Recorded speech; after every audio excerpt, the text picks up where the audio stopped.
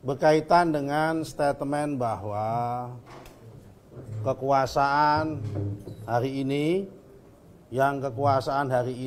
itu dibentuk oleh Ibu Megawati sendiri selama 10 tahun, karena Pak Jokowi itu pada pemilu presiden tahun 2014 diusung oleh PDIP dan diusung oleh Pak Jokowi dan didukung rame-rame, termasuk kami juga mendukung.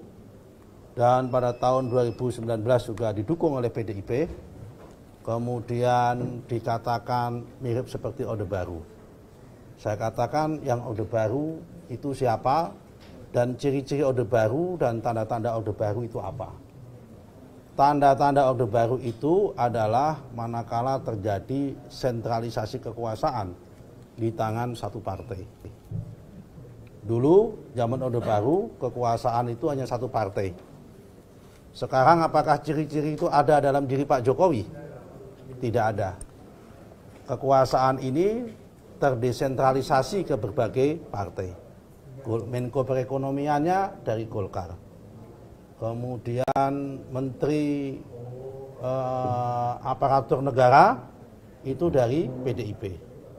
Jadi kalau kemudian dikatakan mirip Orde Baru karena ada mobilisasi ASN, yang paling bertanggung jawab terhadap mobilisasi ASN yang bisa melakukan itu adalah Menteri Menpan RB. Dan Menpan RB-nya itu dari, saya nggak sebut, dari partai tertentu.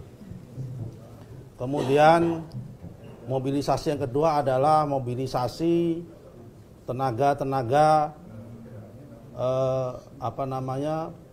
sosial, pelindungan sosial, seperti pendamping PKH yang berpotensi untuk dimobilisasi. Nah, itu juga hanya bisa dilakukan oleh Menteri Sosial. Dan Kementerian Sosial juga tersentralisasi oleh partai tertentu. Kemudian yang bisa dimobilisasi adalah lapas-lapas. Ya kan, lapas-lapas yang itu juga kita tahu kebetulan menterinya juga datang dari partai tertentu. Kemudian yang nomor 4 adalah para pendamping desa yang bisa mempengaruhi kepala desa. Pembangunan desa diklaim sama ditakut-takutin, kalau nggak ikut nanti nggak akan kebagian pembangunan desa. Itu juga dari menterinya dari partai tertentu. Jadi kalau kemudian pemerintahan hari ini dikatakan Orde Baru, ciri-ciri Orde Baru adalah sentralisasi kekuasaan di tangan satu partai. Hari ini tidak ada sentralisasi kekuasaan di tangan satu partai.